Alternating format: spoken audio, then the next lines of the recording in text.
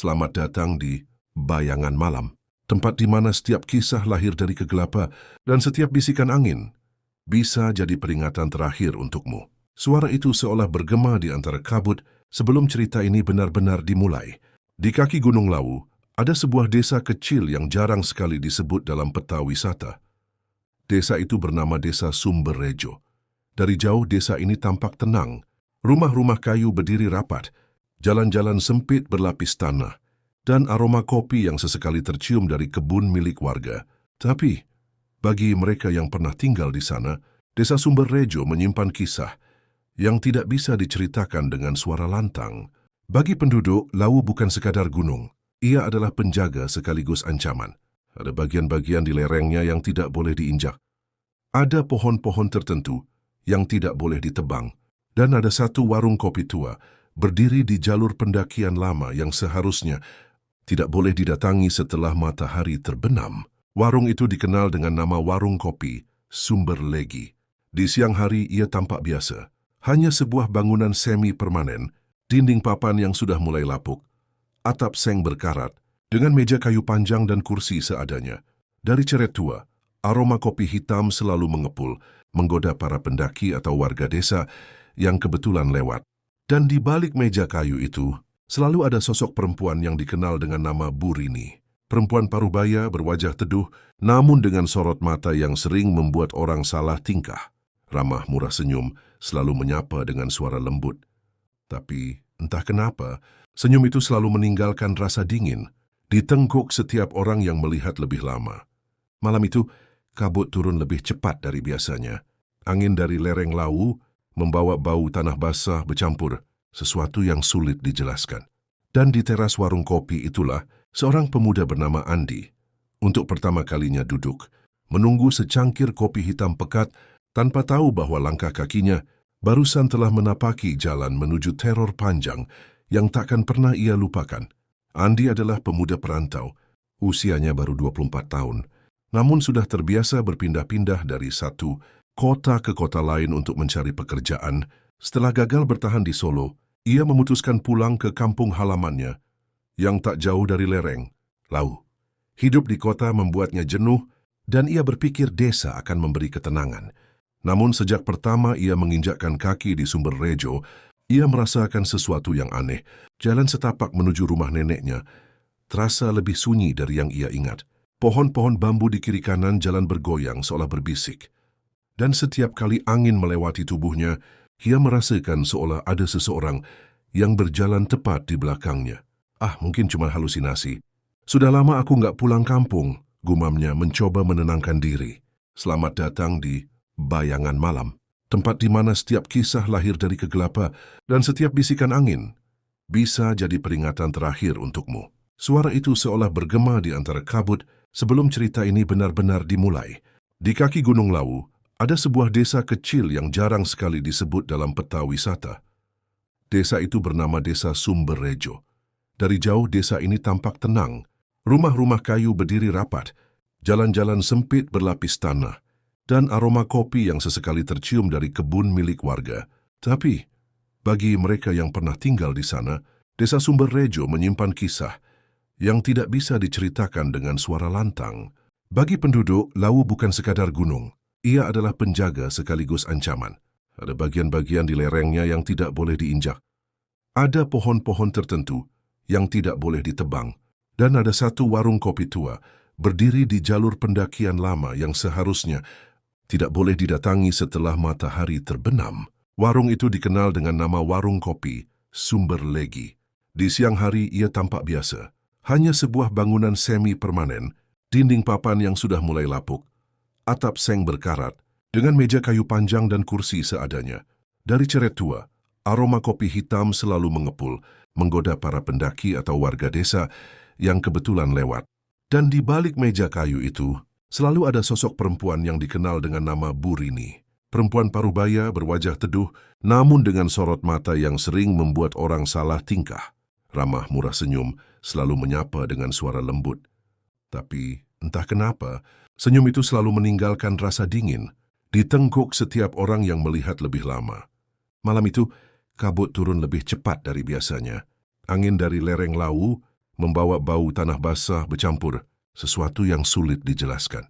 Dan di teras warung kopi itulah, seorang pemuda bernama Andi, untuk pertama kalinya duduk, menunggu secangkir kopi hitam pekat tanpa tahu bahwa langkah kakinya barusan telah menapaki jalan menuju teror panjang yang takkan pernah ia lupakan.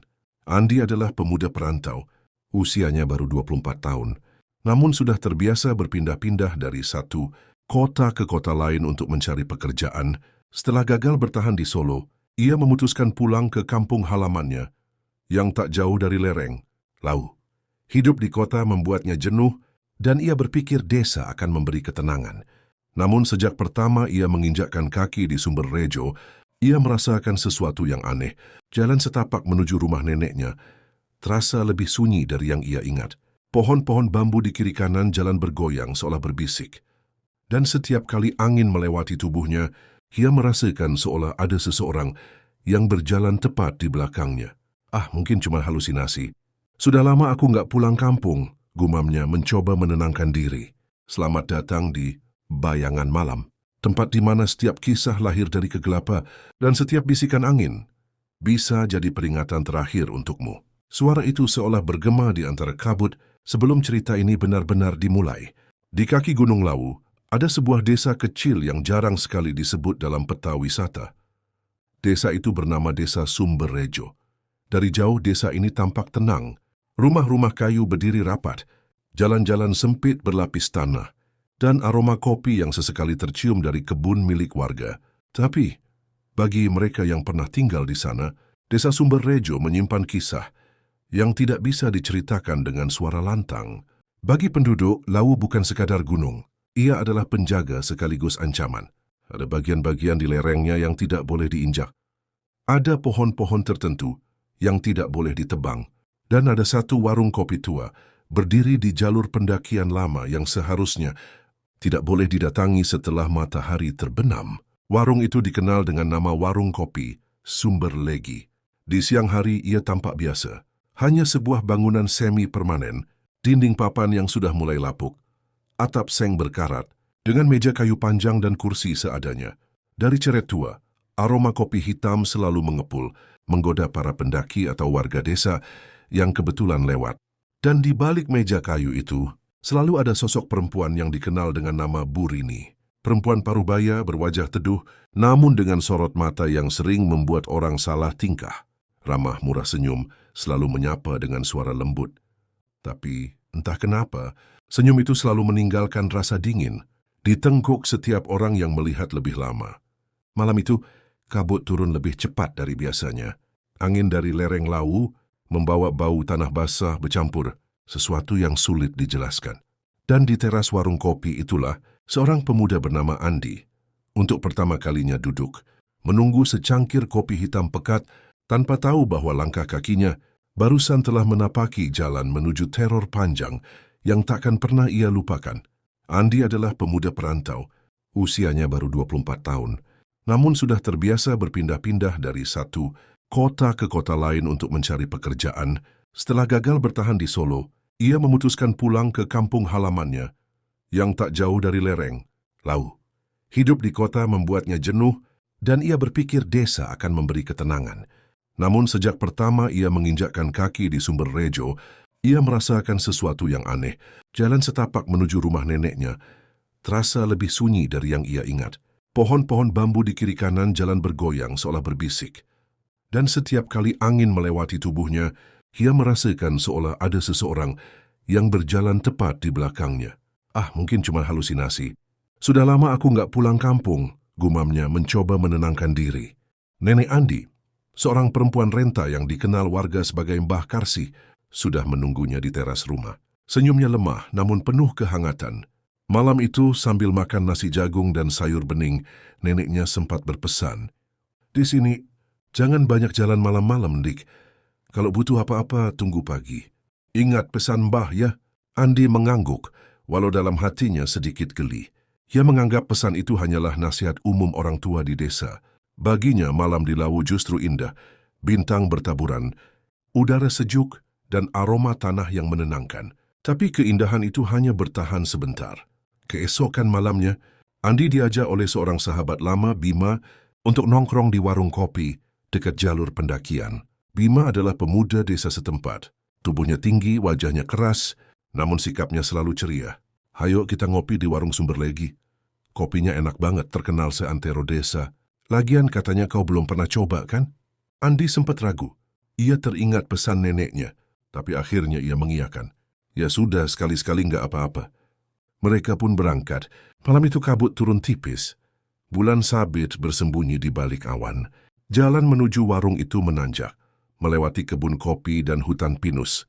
Semakin dekat, udara terasa makin dingin, seolah ada yang menyusup ke dalam tulang. Dan di kejauhan, lampu redup warung tua itu terlihat. Suara cengkerik berhenti begitu mereka melangkah ke teras. Seperti ada garis tak kasat mata yang memisahkan dunia luar dengan tempat itu. Bima terlihat santai, melangkah masuk tanpa ragu. "Burini, 2 kopi hitam ya," serunya. Tak lama kemudian, dari balik tirai lusuh di pintu belakang, muncullah sosok Burini. Senyumnya tipis, matanya berkilat samar di bawah cahaya lampu teplok. "Terus ada tamu baru toh. Ini pasti Andi ya? Nggak salah kan?" Ucapnya pelan, seolah sudah mengenalnya sejak lama. Andi terdiam.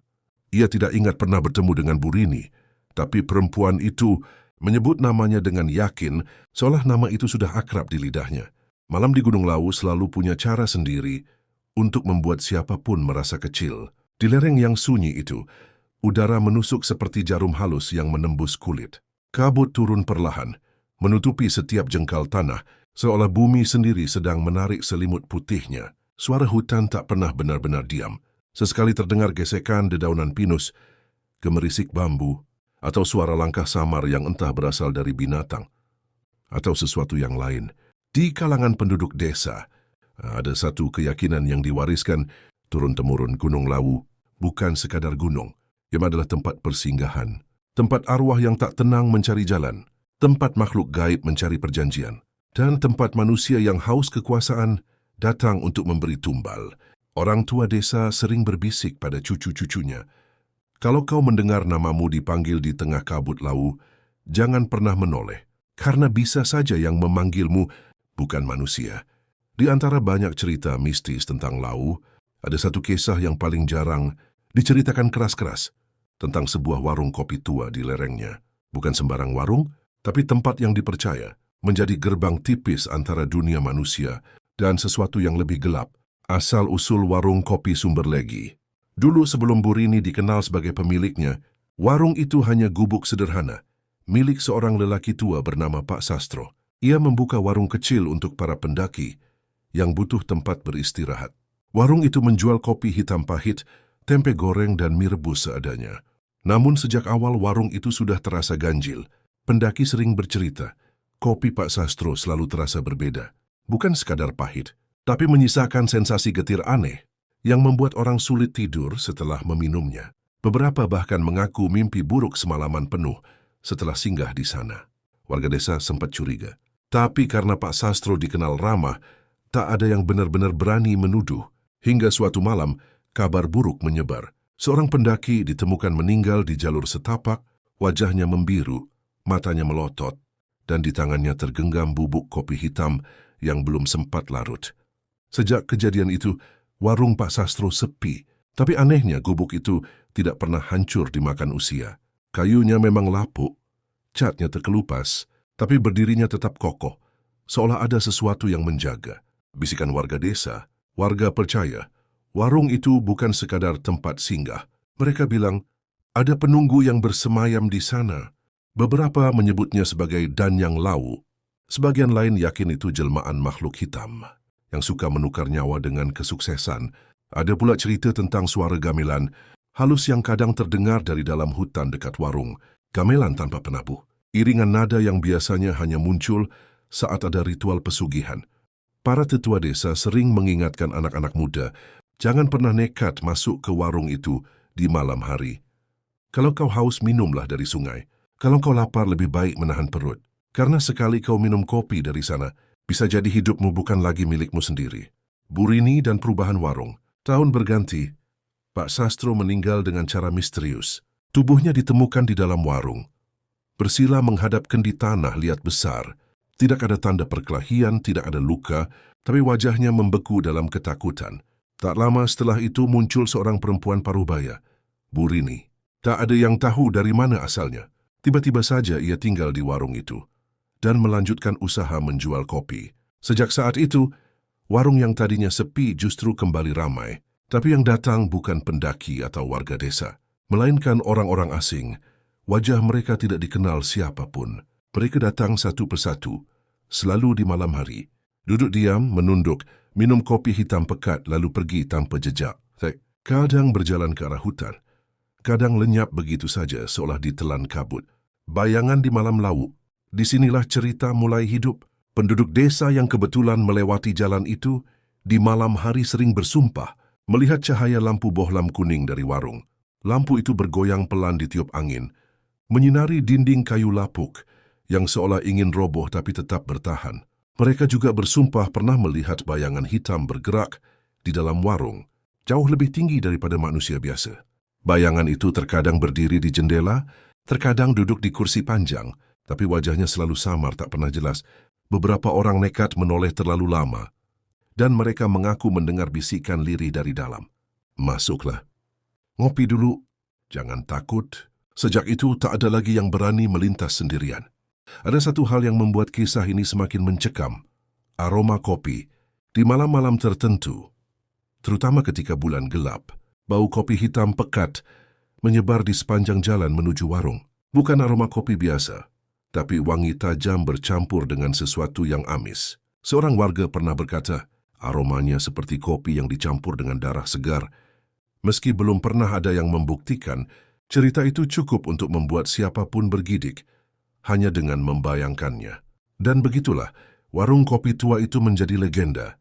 Warung yang tidak pernah roboh, meski dimakan waktu. Warung yang tetap berdiri di tengah jalur sepi Gunung Lawu, menunggu tamu-tamu aneh datang setiap malam. Tak ada yang tahu pasti siapa sebenarnya Bu Rini. Tak ada yang tahu apa yang disajikan dalam cangkir kopi hitam itu.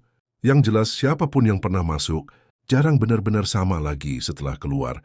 Malam itu, kabut semakin tebal. Di kejauhan, lampu bohlam kuning terlihat berayun. Dan dari balik kabut, samar terdengar suara kursi kayu berderit, seolah ada yang baru saja duduk.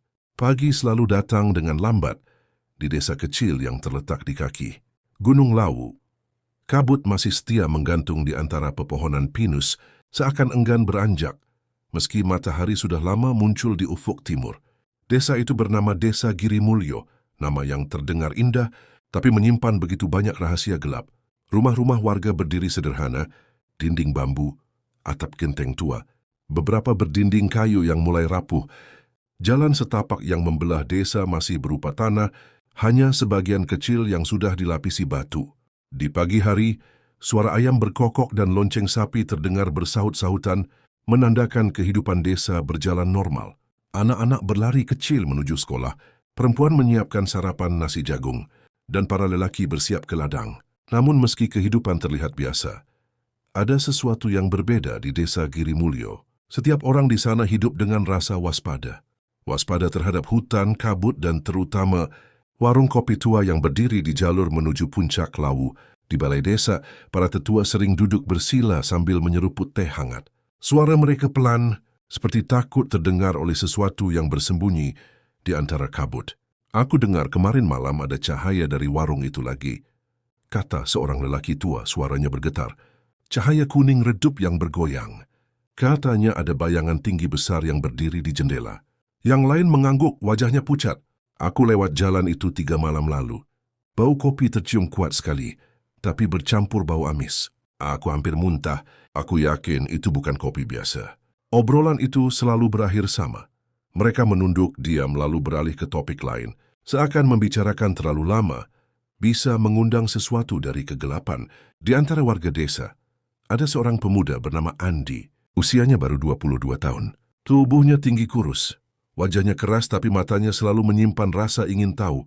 Andi tinggal bersama ibunya, seorang janda yang hidup dari menenun tikar bambu.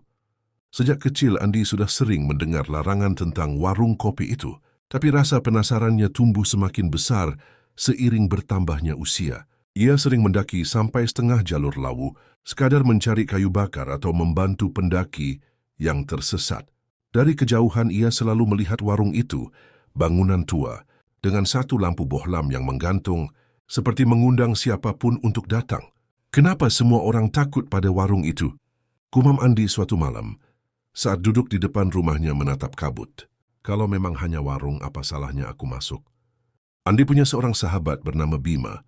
Bima sebaya dengannya, tubuhnya lebih kekar, kulitnya gelap terbakar matahari, dan suaranya lantang. Berbeda dengan Andi yang cenderung pendiam, Bima dikenal berani dan sering menjadi pelindung teman-temannya. Mereka berdua sering menghabiskan waktu di hutan berburu burung atau sekadar berbincang tentang masa depan. Bima ingin suatu hari keluar dari desa, merantau ke kota. Sementara Andi, meski sering penasaran dengan dunia luar, hatinya seolah terikat pada misteri di sekitar Lau. Suatu malam mereka duduk di tepi jalan desa, memandang kabut yang turun. "Bim," kata Andi pelan, "kau percaya cerita tentang warung kopi itu?" Bima menghela napas. Kalau banyak orang sudah hilang, apa itu belum cukup jadi bukti? Tapi bukti apa? Semua hanya cerita. Tak ada yang benar-benar melihat jelas. Dan kau mau jadi orang pertama yang membuktikan. Suara Bima meninggi. "Andi, jangan main-main dengan hal begitu. Kau tahu Lau penuh hal yang tak bisa dijelaskan." Tapi justru itulah yang membuat Andi semakin penasaran. Desa Girimulyo sering kedatangan pendaki dari luar kota. Beberapa singgah untuk membeli bekal, bertanya arah atau menyewa pemandu. Namun ada kisah-kisah yang membuat warga makin yakin bahwa warung kopi itu bukan tempat biasa. Ada pendaki yang terakhir terlihat masuk ke warung Burini untuk sekadar ngopi sebentar. Esok harinya mereka tak pernah kembali. Ada juga rombongan yang mengaku saat lewat warung itu. Jumlah mereka lengkap. Tapi ketika sampai di pos berikutnya, satu orang hilang tanpa jejak. Beberapa tubuh memang ditemukan di kemudian hari. Membiru, kaku, dengan mata melotot kosong. Tapi beberapa yang lain hilang begitu saja.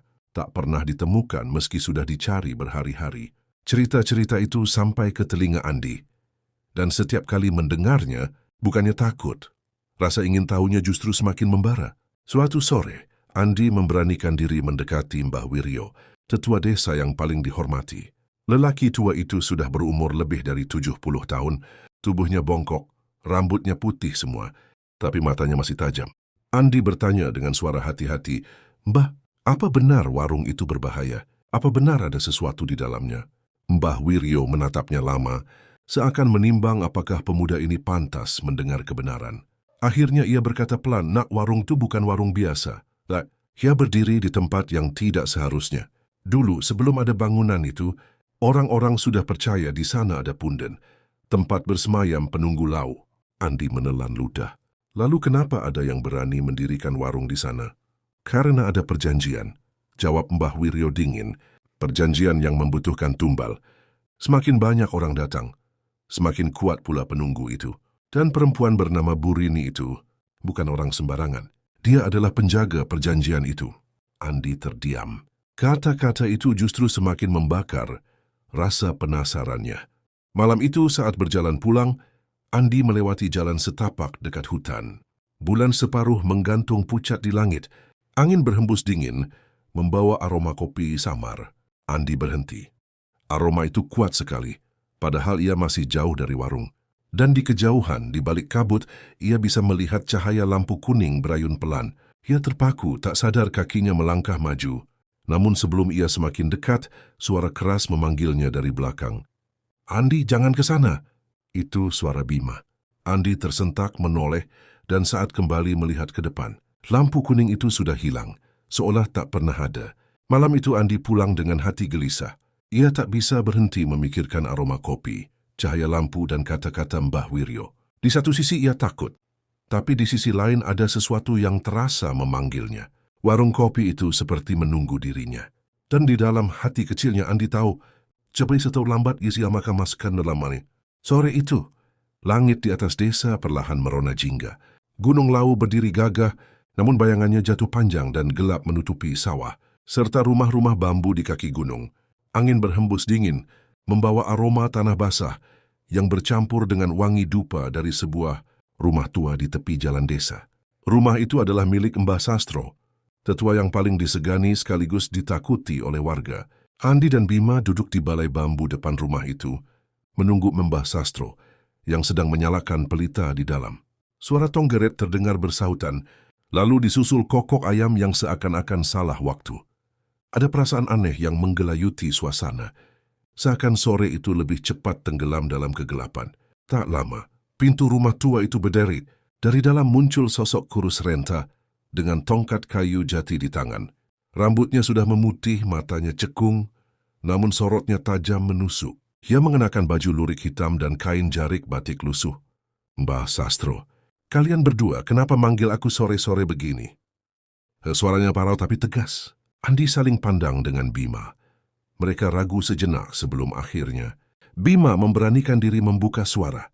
Mbah, kami cuma mau tanya soal warung itu. Wajah Mbah Sastro seketika menegang, tangannya yang gemetar menghentikan gerakan mengusap jenggotnya. Ia memandang keduanya lama sekali, hingga Andi merasa tenggorokannya kering. Warung, sambal lagi? Tanya Mbah Sastro dengan suara berat. Andi mengangguk pelan. Mbah, kami sering dengar cerita dari orang-orang. Katanya warung itu angker, katanya ada yang pernah hilang. Mbah Sastro menarik napas panjang, lalu duduk di kursi bambu. Tongkat kayunya ia sandarkan ke tiang rumah. Matanya menerawang jauh, seolah sedang membuka lembaran lama yang ingin ia kubur dalam-dalam. Aku kira generasi kalian sudah lupa, katanya lirih. Tapi ternyata rasa penasaran itu tidak pernah hilang. Angin malam mulai turun. Daun pisang di belakang rumah bergesekan, menimbulkan bunyi seperti bisikan samar. Andi dan Bima merinding. Mbah Sastro melanjutkan, warung itu sudah ada sejak aku masih kecil, tapi bukan warung sembarangan. Orang tuaku dulu selalu melarang aku mendekat ke sana setelah matahari turun. Mereka bilang, ada sesuatu yang menunggu, tekstur yang bukan manusia. Andi menelan ludah. Apa maksudnya, Mbah? Mbah Sastro menunduk, lalu suaranya berubah pelan, nyaris seperti bisikan. Dulu ada sekelompok pendaki. Mereka singgah di warung itu karena hujan badai di puncak. 1 malam saja. Tapi besok paginya, 3 orang tidak pernah ditemukan lagi. Yang kembali hanya 2 orang, itu pun dalam keadaan linglung. Mereka bercerita, ada seorang perempuan tua yang menyuguhi kopi panas. Kopinya manis sekali, katanya. Manisnya aneh. Setelah meneguk kopi itu, mereka merasa tubuhnya ringan, tapi kepala mereka pusing dan mata mereka melihat hal-hal yang mustahil. Andi semakin pucat. Apa yang mereka lihat, Mbah? Mbah Sastro menatap lurus. Suaranya dalam. Mereka bilang, mereka melihat kaki-kaki manusia tergantung di langit-langit warung. Mereka mendengar suara tangisan bayi bercampur tawa wanita. Dan yang paling menyeramkan, wajah perempuan tua itu berubah. Matanya hitam, mulutnya lebar sampai ke telinga, dan giginya penuh darah. Bima mengepalkan tangannya, mencoba menutupi rasa takutnya. Itu mungkin cuma halusinasi, Mbah, karena lelah mendaki. Mbah Sastro menggeleng keras. Tidak, Nak, aku sendiri pernah melihat. Andi dan Bima menoleh cepat. Waktu muda aku pernah tersesat. Dan aku melihat warung itu dari kejauhan. Lampunya terang, padahal malam itu hujan deras. Aku hampir masuk, tapi dari dalam warung terdengar suara gamelan. Suara gamelan di tengah hutan di gunung saat badai. Kau pikir itu warung biasa? Suasana hening seketika. Hanya suara malam yang terdengar, diselingi angin dingin yang menusuk kulit. Mbah Sastro bersandar lelah. Kalian masih muda, jangan sekali-kali mencoba mendekat ke sana setelah malam turun. Ingat, kopi yang manis bisa menjerumuskan kalian ke dalam kegelapan yang tidak pernah berakhir. Andi dan Bima terdiam lama. Di dalam hati, peringatan itu justru membuat rasa penasaran mereka semakin membara. Malam itu saat mereka berjalan pulang, Bima berbisik pada Andi. Di balik semua cerita itu, aku yakin warung itu cuma tempat biasa. Orang-orang cuma terlalu percaya mitos. Kalau kita buktikan sendiri, kita bisa tahu kebenarannya. Andi ragu. Tapi Bim, cerita Mbah Sastro barusan, cerita lama selalu dilebih-lebihkan. Potong Bima cepat. Kita harus lihat sendiri. Kalau cuma dengar dari orang, sampai kapanpun kita nggak akan tahu. Andi menunduk, pikirannya penuh pertentangan. Tapi jauh di lubuk hatinya, rasa ingin tahu itu makin kuat. Seakan ada bisikan yang memanggil. Dan malam itu, di bawah langit lau yang kelam, mereka berdua sepakat dalam hati. Suatu malam nanti, mereka akan mendekat ke warung kopi Sumber Legi. Bima berhenti mendadak, memandang sekeliling dengan panik. Kita nggak bisa lari terus. Kita harus sembunyi. Andi menunjuk ke arah kiri, di mana ada celah sempit di antara batu besar dan akar pohon. Mereka berdua segera merunduk, masuk ke dalam celah itu lalu menahan napas. Suara langkah berat masih terdengar, lalu berhenti tepat di depan celah. Andi bisa melihat dari sela-sela akar, kaki hitam besar itu berdiri di sana, diam, tidak bergerak. Jantung Andi berdetak kencang, hampir keluar dari dadanya. Lalu terdengar suara tawa. Tawa Burini. Pelan, namun semakin lama semakin keras bergema di seluruh hutan. Hahaha, kalian kira bisa bersembunyi. Kalian sudah dipanggil. Kalian sudah merasakan aromanya. Cepat atau lambat, kalian akan kembali. Suara itu memudar perlahan. Langkah berat itu menjauh. Kabut hitam perlahan merenggang. Andi dan Bima masih tak berani bergerak. Baru setelah hampir setengah jam, ketika suara malam kembali normal, mereka keluar dari persembunyian dengan tubuh gemetar hebat. Andi berbisik dengan suara bergetar, Bim, itu bukan cuma cerita, semua yang Mbah Sastro bilang. Benar. Bima terdiam. Wajahnya pucat, matanya kosong menatap tanah. Seolah-olah sebagian dari dirinya sudah hilang. Mereka akhirnya berhasil pulang ke desa, tapi tubuh mereka lemah. Wajah mereka pucat pasi. Dan malam itu, meski sudah di rumah masing-masing, keduanya tak bisa tidur. Karena di telinga mereka, suara tawa Burini masih terus terdengar. Sore itu, mereka mendatangi rumah Mbah Sastro lagi. Sang tetua sedang duduk di beranda, mengunyah sirih dengan tatapan kosong ke arah gunung. Begitu melihat Andi dan Bima, ia langsung menghela napas berat. Kalian keras kepala. Sudah aku bilang jangan mendekat, tapi tetap saja. Andi menunduk.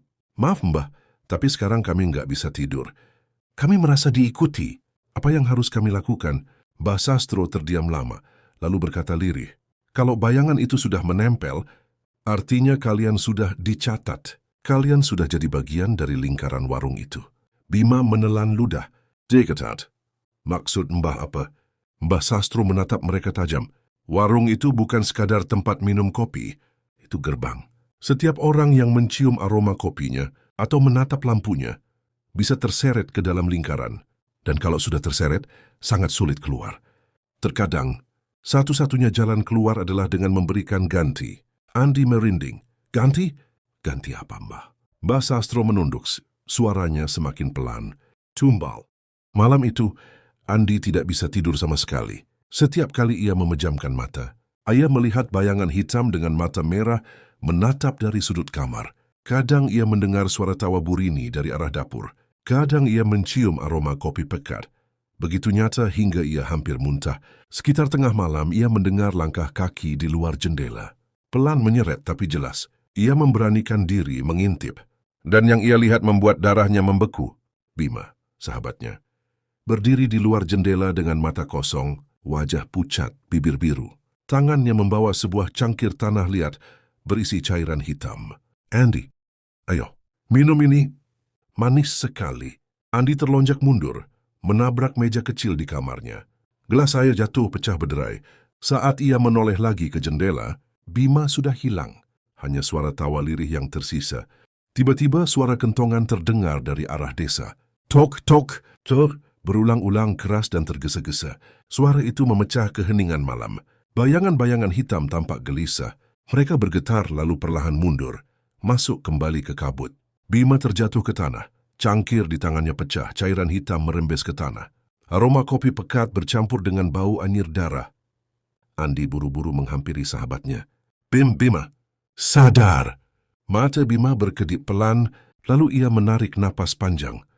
Seakan baru saja muncul dari mimpi buruk. Aku nggak ingat apa-apa. Tadi aku cuma tidur, lalu tiba-tiba aku di sini. Andi menatapnya serius. Kau kerasukan, Bim. Ada sesuatu yang mengendalikanmu. Sebelum mereka sempat bicara lebih jauh, suara langkah cepat terdengar dari arah desa. Beberapa warga muncul sambil membawa obor. Di antara mereka ada Mbah Sastro. Cepat, kalian harus ikut aku sekarang juga, teriak Mbah Sastro dengan wajah pucat. Kalau tidak, kalian berdua tidak akan selamat sampai fajar. Obor-obor warga bergoyang di terpa angin malam. Suara langkah mereka tergesa, membelah kabut tebal yang masih menggantung di kaki Gunung Lau. Andi dan Bima berjalan diapit dua orang lelaki desa, sementara Mbah Sastro berjalan paling depan dengan tongkat kayu di tangannya. Andi, Bima, jangan bicara dulu. Jangan menoleh ke belakang. Apapun yang kalian dengar, bisik Mbah Sastro tanpa menoleh. Andi menunduk. Kakinya terasa berat. Di belakangnya ia bisa mendengar suara-suara aneh, seperti langkah kaki menyeret tanah, seperti ranting patah, seperti seseorang bernafas tepat di tengkuknya. Tapi ia ingat pesan Mbah Sastro. Ia terus berjalan. Bima di sisi lain mulai gelisah. Napasnya pendek-pendek, dan wajahnya semakin pucat. Tubuhnya berkeringat dingin padahal udara lawu menusuk tulang. Ia meremas tangannya sendiri, berusaha menahan gemetar. Andi, bisiknya pelan. Seketika tangan Mbah Sastro menepuk bahu Bima keras-keras. Jangan buka mulutmu. Kalau kau bicara mereka akan masuk lagi. Bima menutup mulutnya rapat-rapat. Matanya berkaca-kaca. Akhirnya mereka tiba di rumah Mbah Sastro, sebuah rumah tua dengan dinding anyaman bambu yang lapuk. Begitu pintu ditutup, Mbah Sastro segera menaburkan garam di depan pintu dan jendela, lalu menyalakan dupa beraroma tajam. Bau itu menusuk hidung, membuat Andi dan Bima hampir batuk. Duduk cepat, kata Mbah Sastro tegas. Keduanya duduk di lantai. Warga desa yang ikut mengantar perlahan mundur, meninggalkan rumah. Tinggallah mereka bertiga. Andi memberanikan diri bertanya, Mbak, sebenarnya apa yang terjadi? Apa yang mau warung itu dari kami? Mbah Sastro menatap mereka lama, lalu menghela napas berat. Kalian masih muda. Seharusnya kalian tidak melihat itu. Tapi sudah terlambat. Baiklah, aku akan ceritakan. Dulu, puluhan tahun yang lalu, di jalur pendakian Lawu, ada seorang perempuan cantik bernama Rini. Ia membuka warung kopi kecil untuk para pendaki. Warungnya sederhana, tapi kopi buatannya terkenal harum dan nikmat. Banyak pendaki yang berhenti sejenak, hanya untuk menyeruput segelas kopi panas Bu Rini. Namun rahasia kelam. Bu Rini bukan sekadar penjual kopi. Ia penganut ilmu hitam. Konon, ia membuat perjanjian dengan makhluk gaib penunggu, Lawu. Setiap kopi yang ia racik mengandung sesuatu, bukan hanya gula dan biji kopi, tapi juga darah dari tumbal yang ia berikan. Semakin banyak orang yang minum kopi buatannya, semakin kuatlah perjanjian itu. Dan sebagai gantinya, warungnya selalu ramai, rezekinya tak pernah surut. Tapi perjanjian itu tidak murah. Setiap tahun Bu Rini harus memberikan satu tumbal manusia. Jika tidak, ia sendiri yang akan dijadikan korban. Dan kalian tahu apa yang terjadi. Suara Mbah Sastro merendah, wajahnya menegang. Andi menelan ludah. Apa, Mbah? Pada tahun terakhir Bu Rini gagal. Ia tidak menemukan tumbal yang cocok. Dan malam itu, tubuhnya ditemukan di dalam warungnya sendiri. Matanya melotot.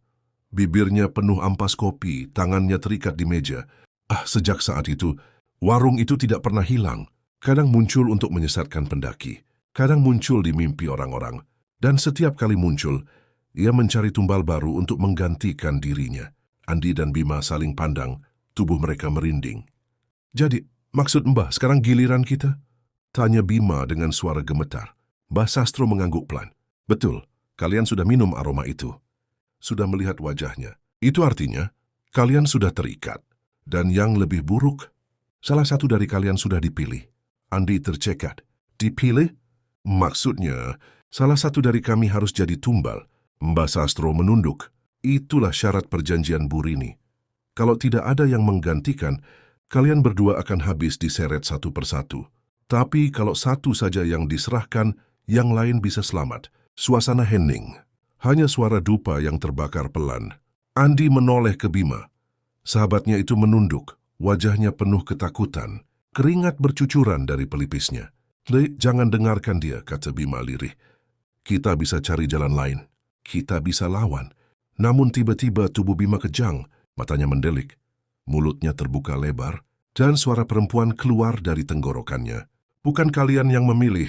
Aku sudah memilih sejak pertama kali kalian masuk ke warungku. Cangkir-cangkir di dapur Mbah Sastro bergetar, meja bergoyang, dan angin dingin menerobos masuk ke rumah. Suara itu berbisik pelan tapi jelas. Dan yang terpilih adalah kau, Bima. Andi melangkah masuk. Ruangan itu penuh pelanggan. Sama seperti malam pertama ia datang. Tapi wajah-wajah mereka semakin jelas. Wajah pucat, mata kosong, bibir penuh ampas kopi. Mereka semua menoleh ke arah Andi serentak, membuat dadanya hampir berhenti berdetak. Di ujung ruangan, Bu Rini duduk. Senyumnya tipis, matanya tajam. Kau datang lagi. Andi, bagus, aku suka anak muda yang berani. Duduklah, minum kopiku, dan tinggalkan sahabatmu. Biarkan dia jadi gantimu. Andi mengguncang kepala. Tidak, aku tidak akan menyerahkan Bima. Burini tertawa, suaranya menggema, membuat lampu berayun liar. Kalau begitu, kau berdua yang akan tinggal di sini selamanya. Tiba-tiba, bayangan hitam keluar dari kendi besar di lantai. Sosok tinggi tanpa wajah itu muncul lagi. Matanya merah menyala. Ia melangkah ke arah Andi dan Bima. Suaranya berat seperti guru. 1 jiwa atau 2. Pilihlah anak muda. Andi berteriak, aku tidak akan pilih. Ambil aku saja, jangan Bima. Mbah Sastro berusaha membaca mantra keras-keras, tapi bayangan itu semakin dekat. Bima kembali menjerit. Tubuhnya melayang seolah ditarik paksa. Andi nekat, berlari ke depan dan menubruk tubuh sahabatnya. Kalau kau mau tumbal, ambil aku. Jangan dia. Warung itu bergetar. Cangkir pecah berhamburan, kursi terbalik, dan pelanggan-pelanggan samar itu lenyap, satu persatu. Burini menjerit marah. Wajahnya berubah hitam legam. Matanya menyala seperti bara.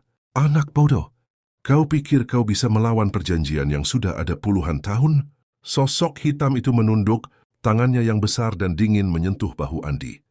Suhu tubuhnya langsung anjlok, nafasnya tercekat, dunia sekelilingnya gelap. Namun, sebelum bayangan itu sempat menariknya, Mbah Sastro menghantam tongkat kayu ke tanah. Dari ujung tongkat cahaya merah menyala. Api kecil menjalar membentuk lingkaran di lantai, membakar bayangan itu. Jeritan menggema, Burini lenyap bersama sosok hitam itu, diseret masuk ke dalam kendi. Warung berguncang, atapnya runtuh, lampunya padam. Andi memeluk Bima erat-erat, tubuhnya gemetar, sementara Mbah Sastro menahan tongkatnya sampai api padam. Mereka bertiga berhasil keluar sebelum warung itu ambruk jadi abu. Di belakang mereka, hanya tersisa tanah kosong dengan bau kopi gosong menyengat. Namun Mbah Sastro tahu, ini belum berakhir. Ia menatap Andi dan Bima yang masih hidup dengan wajah serius. Kalian memang selamat malam ini. Tapi ingat, perjanjian itu tidak benar-benar hilang. Selama masih ada orang yang mencari kopi Burini, warung Sumber Legi akan muncul lagi.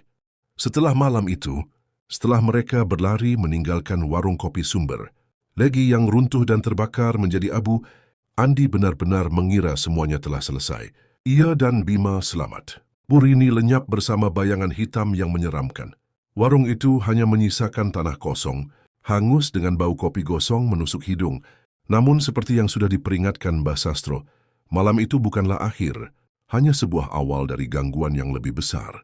Beberapa hari pertama berjalan normal, desa di kaki Gunung Lawu itu kembali tenang.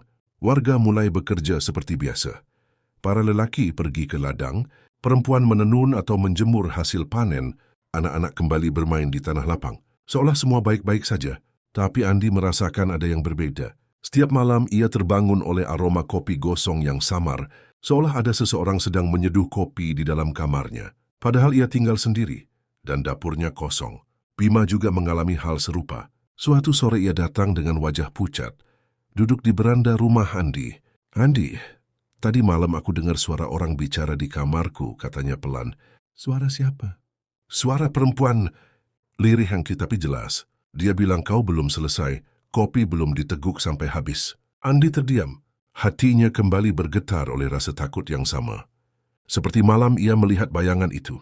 Seminggu kemudian, kejadian aneh mulai menimpa warga desa. Beberapa ekor ayam milik Pak Tono mati mendadak.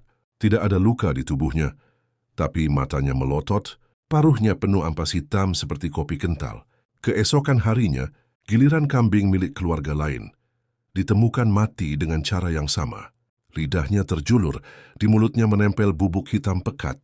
Warga panik. Mereka berkerumun di balai desa, membawa kabar buruk itu. Beberapa orang langsung menghubungkannya dengan warung kopi Sumber Legi. Ini pasti ulah Burini lagi, teriak seorang ibu. Bukannya warung itu sudah habis terbakar? Sahut yang lain, kalau benar sudah hilang, kenapa ternak kita mati dengan cara begini? Kecurigaan itu menyebar, menciptakan ketakutan baru. Malam harinya, ketakutan warga terbukti. Dari arah hutan pinus di jalur Lawu, terdengar suara gamelan. Samar seperti ada pesta. Suara gong, kendang, dan sinden terdengar pelan, melayang terbawa angin. Andi dan Bima berdiri di depan rumah, menatap hutan dengan wajah tegang. Kau dengar itu kan? Bisik Bima. Andi mengangguk. Itu gamelan? Siapa yang main gamelan tengah malam begini? Suara itu semakin jelas, bercampur dengan aroma kopi hangus yang terbawa angin. Beberapa warga keluar rumah, berdiri di jalan desa dengan wajah pucat. Tidak ada yang berani mendekat ke hutan. Keesokan harinya, desa digemparkan oleh teriakan dari rumah. Pak Surip, putrinya yang masih berumur 7 tahun tiba-tiba jatuh pingsan. Saat tersadar, suaranya berubah. Bukan suara anak kecil lagi, melainkan suara perempuan dewasa. Warungku belum selesai. Kopi belum diteguk sampai habis, katanya sambil tersenyum dingin. Warga menjerit ketakutan. Anak kecil itu lalu tertawa, tawa panjang yang sama dengan yang pernah Andi dengar dari mulut Bima saat dirasuki. Butuh waktu lama sampai Mbah Sastro datang membawa dupa dan mantra. Setelah ia taburkan garam di sekeliling, barulah anak itu jatuh pingsan kembali. Tapi sejak hari itu, ia tidak pernah berbicara normal lagi. Malam itu, Andi dan Bima dipanggil ke rumah Mbah Sastro. Wajah tetua itu semakin tua, keriputnya dalam, dan matanya penuh bayangan letih. Aku sudah bilang, warung itu tidak hancur, katanya dengan suara berat. Warung itu hanya berpindah. Ia bisa muncul di mana saja, di jalur pendakian, di tengah hutan, bahkan di dalam mimpi orang. Selama ada yang mencarinya, selama ada yang tergoda oleh kopi Burini, ia akan terus kembali. Andi menelan ludah. Jadi, apa yang harus kita lakukan, Mbah? Yang harus kita lakukan bukan menghancurkan warung itu, jawab Mbah Sastro pelan, tapi memutus perjanjian yang melahirkan warung itu. Dan itu artinya, kita harus berhadapan langsung dengan penunggu Gunung Lawu. Malam itu Andi mencoba tidur, tapi udara di kamarnya dingin sekali. Jauh lebih dingin daripada biasanya. Ia menarik selimut, tapi tubuhnya tetap menggigil. Saat ia membuka mata, jantungnya hampir berhenti. Di sudut kamar ada bayangan hitam berdiri. Tinggi tanpa wajah, hanya mata merah menyala yang menatap lurus padanya. Andi mencoba berteriak, tapi suaranya hilang. Tubuhnya kaku tak bisa bergerak. Bayangan itu maju selangkah, dan suara bisikan memenuhi telinganya. Andi, giliranmu sudah dekat. Gelap! Setelah malam ketika Andi melihat bayangan hitam itu di sudut kamarnya, ia tidak bisa tidur lagi. Tubuhnya lemas, matanya merah, dan pikirannya kacau. Bayangan itu masih terbayang jelas, terutama suara lirih yang berbisik bahwa giliranmu sudah dekat. Esok paginya, Andi mendatangi rumah Mbah Sastro dengan langkah gemetar. Bima sudah ada di sana. Wajahnya sama pucat, seperti orang yang sudah berminggu-minggu tidak tidur. Aku juga melihatnya, Di, kata Bima lirih. Bayangan itu ada di kamarku. Dia duduk di kursi, tersenyum. Katanya aku akan segera menemuinya. Mbah Sastro menatap keduanya dengan tatapan berat. Sudah saatnya. Gunung Lawu memanggil kalian. Kalau kalian tidak berangkat, bayangan itu akan terus datang. Dan lambat laun, kalian berdua akan kehilangan jiwa kalian. Mereka berangkat subuh, hanya bertiga. Mbah Sastro berjalan di depan, membawa tongkat bambu tua. Andi dan Bima mengikutinya dengan langkah berat, membawa senter, sedikit bekal, dan hati yang penuh cemas. Kabut turun tebal di jalur pendakian. Hutan pinus menjulang gelap, dan suara-suara aneh terdengar samar. Suara seruling, suara tawa perempuan, bahkan bisikan-bisikan yang memanggil nama mereka. Andi, Bima, suara itu terdengar jelas. Padahal tidak ada siapapun selain mereka bertiga. Jangan menoleh, kata Mbah Sastro cepat. Kalau kalian menoleh, kalian akan hilang. Andi menggertakkan gigi, menahan rasa takut yang membuat bulu kuduknya berdiri. Setelah berjalan beberapa jam, mereka berhenti karena melihat sesuatu yang tidak seharusnya ada di sana. Di tengah jalur pendakian berdiri sebuah bangunan kecil, sebuah warung. Warung kopi. Warung itu persis seperti warung kopi Sumber Legi dulu, lengkap dengan papan nama usang yang tergantung miring. Padahal mereka tahu pasti warung itu sudah terbakar menjadi abu. Warung itu tidak pernah hancur, gumam Mbah Sastro lirih. Dia hanya berpindah tempat. Dari dalam warung, terdengar suara sendok yang beradu dengan cangkir, dan aroma kopi hangus langsung menyengat hidung mereka. Masuklah, kata suara perempuan dari dalam warung. Kalian pasti haus. Andi dan Bima hampir melangkah maju, tapi Mbah Sastro menghentikan mereka. Jangan, itu jebakan. Warung itu akan menelan kalian hidup-hidup. Warung itu bergetar, papan kayunya berderit, dan suara tawa Burini menggema. panjang dan menakutkan. Mereka melanjutkan perjalanan, melewati warung itu tanpa menoleh. Jalan semakin curam dan kabut semakin pekat, hingga akhirnya mereka sampai di sebuah tempat datar dengan sebuah batu besar berwarna hitam di tengahnya. Mbah Sastro berhenti. Ia menancapkan tongkatnya ke tanah. Inilah tempatnya. Di sini dulu Burini membuat perjanjian dengan penunggu, Gunung Lawu. Batu ini menjadi saksi sekaligus pintu masuk. Andi menatap batu itu. Semakin lama ia melihatnya, batu itu seperti bergerak. Permukaannya berdenyut, seperti daging hidup. Dari celahnya, keluar asap hitam pekat yang berputar-putar di udara. "Aku tidak suka ini, Mbah," kata Bima dengan suara bergetar. "Tidak ada yang suka," jawab Mbah Sastro. "Tapi kalau kita ingin memutus kutukan, kita harus melakukannya di sini." Tiba-tiba suara perempuan terdengar dari dalam batu. Suara itu jelas sekali. "Kenapa kalian mengganggu? Kopiku belum habis. Warungku belum selesai." Asap hitam keluar semakin banyak, dan bentuk bayangan perlahan muncul. Tubuh tinggi, kurus dengan wajah yang tidak jelas. Di mata bayangan itu api merah menyala. Andi dan Bima mundur ketakutan. Bayangan itu bergerak mendekat, membawa hawa dingin menusuk tulang. "Kalian harus menggantikan Burini," suara itu berbisik. "Seseorang harus menjaga warungku. Kalau tidak, desa kalian akan habis satu persatu." Andi hampir jatuh berlutut. Tubuhnya gemetar. "Mbah, apa yang harus kita lakukan?" Mbah Sastro menatap tajam ke arah bayangan itu, lalu berkata pelan, "Kalau kalian ingin bebas, salah satu dari kalian harus berani menolak. Menolak dengan jiwa, bukan dengan kata-kata. Tapi ingat, bayangan ini akan menagih harga yang sangat mahal." Pasti Desamot. Malam itu, kabut turun lebih pekat dari biasanya. Desa di kaki Gunung Lawu seakan terkubur dalam selimut putih yang dingin dan berat. Suara jangkrik yang biasanya riuh, kini seperti tercekik. Bahkan anjing-anjing penjaga pun tak lagi menggonggong. Ada keheningan aneh yang membuat dada siapapun yang mendengarnya terasa sesak. Andi duduk di beranda rumahnya. Matanya kosong menatap jalanan desa yang gelap. Sejak kejadian di warung kopi Sumberlegi, tidurnya tak pernah nyenyak lagi. Mimpi buruk datang silih berganti, selalu sama. Ia melihat dirinya duduk di bangku warung tua, menyeruput kopi hitam, sementara puluhan pasang mata merah menatapnya dari kegelapan. Di sampingnya, Bima gelisah. Tangan sahabatnya itu gemetar, seolah hawa dingin malam mampu menusuk tulang terdalam. "Hanti tahu," suaranya lirih. "Risa, kau masih ingat apa yang dikatakan bayangan itu?" Andi menelan ludah. Ia mengangguk pelan. "Satu jiwa, harus ada pengganti, atau mereka semua akan keluar dari hutan." Bima meremas rambutnya sendiri. "Kalau benar, artinya salah satu dari kita..." "Kukap," potong Andi, suaranya bergetar. "Jangan lanjutkan." Keheningan kembali menelan mereka, sampai suara tongkat mengetuk tanah terdengar mendekat. Dari kabut muncul sosok renta Mbah Sastro. Matanya tajam meski usianya sudah renta, dan aura yang ia bawa membuat suasana semakin berat. "Anak-anak," katanya pelan, "oh, kalian sudah terlalu jauh. Bayangan itu sekarang tak lagi terikat pada warung. Ia bebas berkeliaran, mencari wadah baru. Dan kalian berdua sudah dipilih sebagai calon." Andi berdiri, wajahnya pucat. "Mbah, apa maksudnya dipilih?" Mbah Sastro menghela napas panjang. "Dulu Burini membuat perjanjian. Warung itu hanyalah pintu, tubuh manusialah yang menjadi wadah sejati. Bayangan hitam butuh jiwa yang cukup kuat untuk menahan amarahnya. Jika tidak ada yang rela, maka seluruh desa ini akan jadi santapan." Bima menatap Andi dengan mata penuh ketakutan. "Mbak, tidak mungkin. Harus ada cara lain, kan?"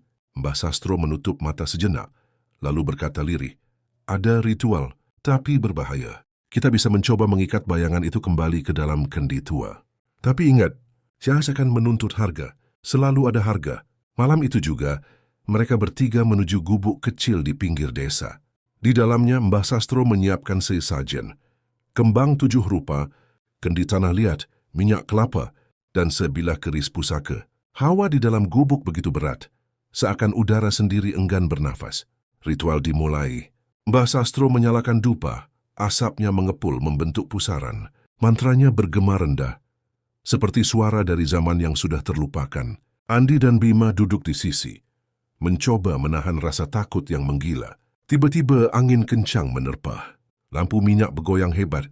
Dari sudut gubuk Muncul suara tawa perempuan, lirih, panjang, dan penuh ejekan. Hahaha, kalian pikir bisa mengikatku lagi? Kalian pikir bisa kabur dari perjanjian lama? Andi menoleh dan hampir menjerit. Dari balik asap muncul sosok Burini, matanya hitam legam. Bibirnya tersenyum lebar dengan gigi berlumuran darah, tapi tubuhnya retak. Seakan dagingnya bukan lagi milik manusia. Burini! Suara Andi tercekat.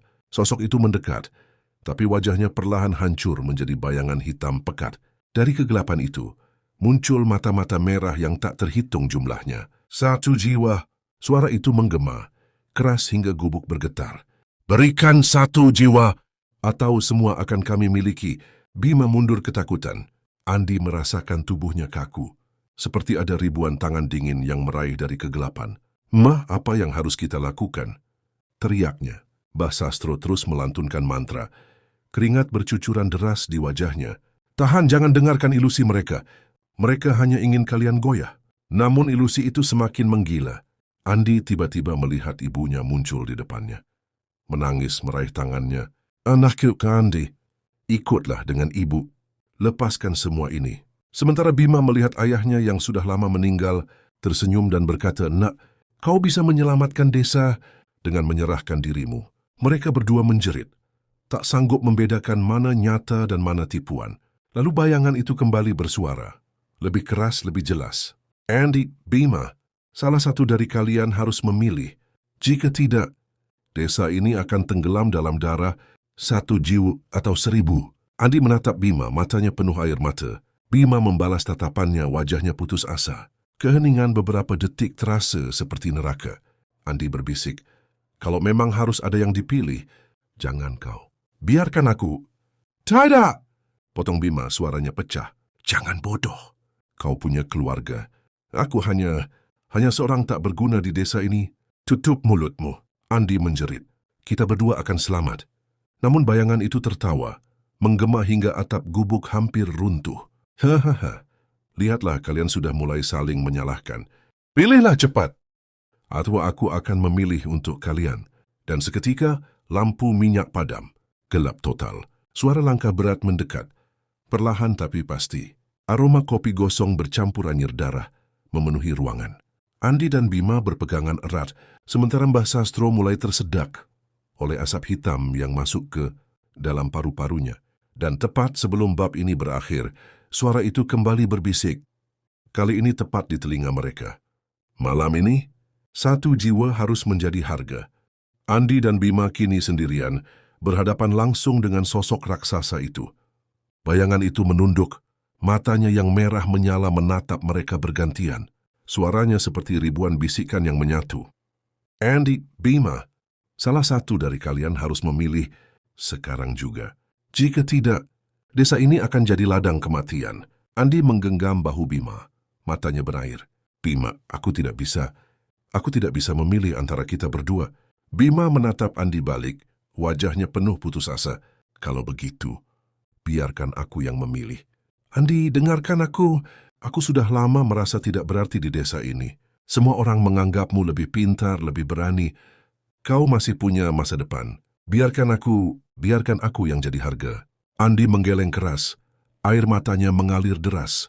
Tidak, jangan bicara begitu. Kau sahabatku. Kita akan cari jalan lain. Namun bayangan itu sudah mengangkat tangannya. Waktu habis, pilih atau aku akan memilih dengan caraku sendiri. Tiba-tiba tubuh Bima ditarik ke udara, menggantung di depan wajah raksasa itu. Ia berteriak meronta, tapi kekuatan itu terlalu kuat. Andi, tolong aku. Andi berlari, mencoba menarik kaki sahabatnya. Tapi semakin ia menarik, semakin tubuh Bima terangkat ke kegelapan. Bayangan itu mendekatkan wajah Bima ke wajahnya sendiri. Ratusan mulut yang menempel di tubuhnya membuka lebar, siap menelan. 1 jiwa, raungnya sekali lagi. Andi menjerit putus asa. Ambil aku! Jangan dia. Ambil aku! Dan pada detik itu semuanya berhenti. Sunyi. Bayangan itu menoleh ke arah Andi. Matanya merah menyala menusuk jantung. Senyum perlahan terbentuk di wajah Burini yang menempel di dadanya. Kalau begitu, kau yang memilih. Kau yang akan menjadi harga. Andi berdiri kaku. Tubuhnya gemetar, matanya merah basah oleh air mata. Ujung jarinya berdarah. karena berusaha meraih kaki Bima yang masih tergantung di udara. Namun kekuatan bayangan itu jauh melampaui batas manusia. Suara tawa Burini bergema lagi. Kali ini lebih dekat, lebih menusuk telinga. Hahaha, akhirnya kau sendiri yang menyerahkan dirimu, Andi. Betapa manisnya pengorbanan seorang sahabat. Betapa sia-sianya janji setia manusia. Andi menjerit. Kalau memang harus ada yang pergi, biarkan aku. Lepaskan dia. Bayangan itu menunduk, wajah-wajah yang menempel di tubuhnya menatap Andi. Bersamaan, suara 100 mulut berbicara serentak, menggetarkan seluruh ruangan. Jiwamu akan jadi lilin penuntun, tubuhmu akan jadi rumah bagi kami. Dan desa ini akan selamat untuk sementara. Tiba-tiba, tubuh Andi terasa berat, kakinya tak bisa bergerak. Sesuatu merayap dari tanah, tangan-tangan hitam keluar dari bayangan di lantai, melilit kakinya. Dingin, basah, dan terasa seperti ular hidup yang berusaha masuk ke dalam pori-porinya. Andi, jangan! Jangan lakukan ini! Bima menjerit dari udara. Tubuhnya masih digantung oleh kekuatan gaib itu. Jangan korbankan dirimu. Kita bisa lawan bersama. Aku tidak akan biarkan kau hilang. Namun Andi menatap sahabatnya dengan senyum getir. Bimain, kalau satu dari kita harus hilang, lebih baik aku. Kau masih bisa hidup. Kau harus menjaga desa dan jangan biarkan bayangan ini kembali. Tangisan Bima pecah. Ia meronta sekuat tenaga hingga tangannya berdarah tapi sia-sia. Mbah Sastro yang tadi terkapar berusaha bangkit dengan sisa tenaga. Suaranya parau, penuh darah. Andi, pikirkan baik-baik. Sekali kau menyerahkan jiwa, kau tidak akan kembali. Tapi jika tidak ada yang menyerahkan, desa ini akan habis. Pilihlah, cepat. Bayangan itu semakin menekan. Suaranya makin keras, membuat gubuk hampir runtuh. 1 jiwa. Sekarang, Andi menutup mata, berdoa lirih lalu berteriak sekuat tenaga.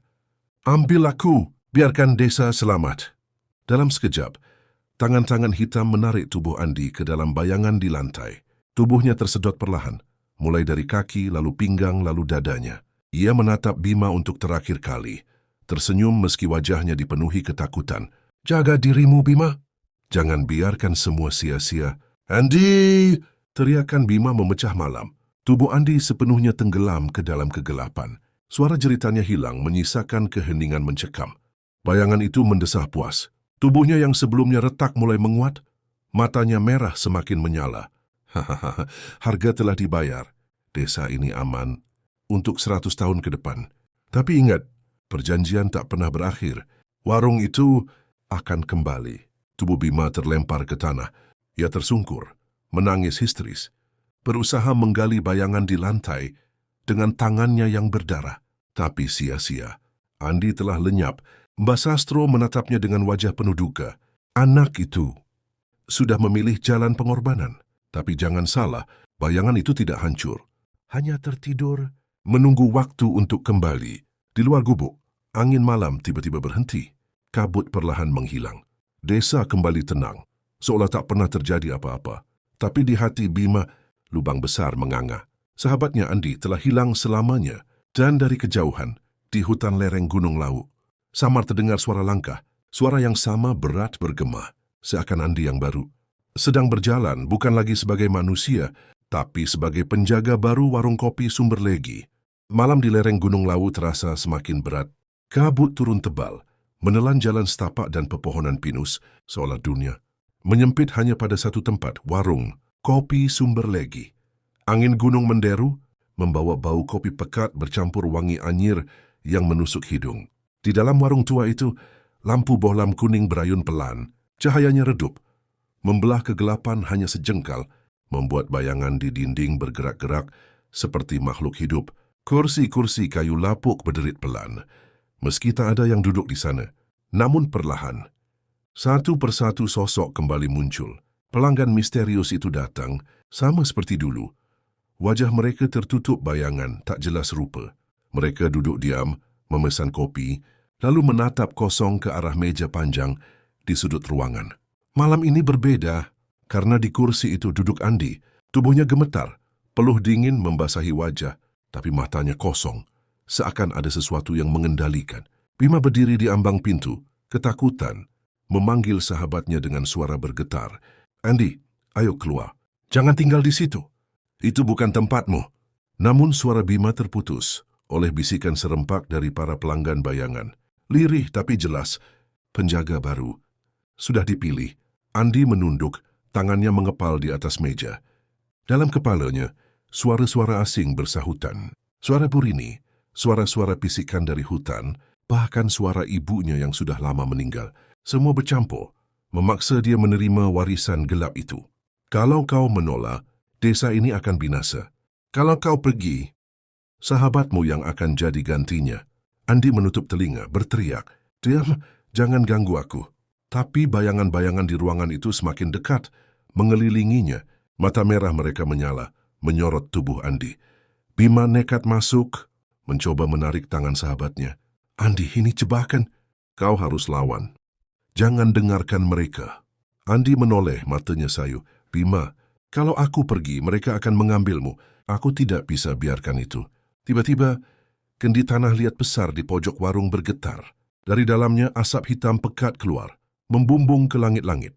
Sosok tinggi besar tanpa wajah muncul. Tubuhnya hitam legam, mata merahnya membara. Dialah penunggu yang dulu menerima tumbal dari Burini. Suara menggelegar keluar dari kegelapan itu. Tahun-tahun berlalu sejak malam mengerikan itu. Desa di lereng Gunung Lawu kembali tampak tenang di siang hari. Orang-orang bekerja di ladang, anak-anak bermain di sungai, dan kehidupan berjalan seolah tidak pernah ada tragedi. Namun bayangan kelam selalu menggantung di udara, terutama ketika malam tiba. Warung tua itu masih berdiri. Cat kayu yang terkelupas semakin kusam, atap sengnya berkarat dimakan waktu. Siang hari, ia tampak seperti bangunan terbengkalai, sepi, rapuh, hampir roboh. Tapi warga desa tahu, jangan tertipu oleh penampakan di siang hari. Karena pada malam-malam tertentu, lampu bolam kuning di dalamnya kembali menyala, berayun pelan ditiup angin gunung. Bima, sahabat Andi, kini hidup dalam kesepian. Ia jarang berbicara dengan orang lain. Jarang keluar rumah saat malam. Orang-orang menganggapnya gila, karena sering terdengar bicara sendiri. Mereka tidak tahu, Bima sebenarnya selalu mendengar suara Andi di kepalanya. Suara itu datang setiap kali angin gunung bertiup kencang atau saat aroma kopi hitam tiba-tiba tercium di udara. "Bima, jangan lupa aku di sini. Aku masih menjaga." Bima mencoba melupakan, tapi tidak pernah berhasil. Di matanya, bayangan Andi selalu ada, duduk di kursi tua itu.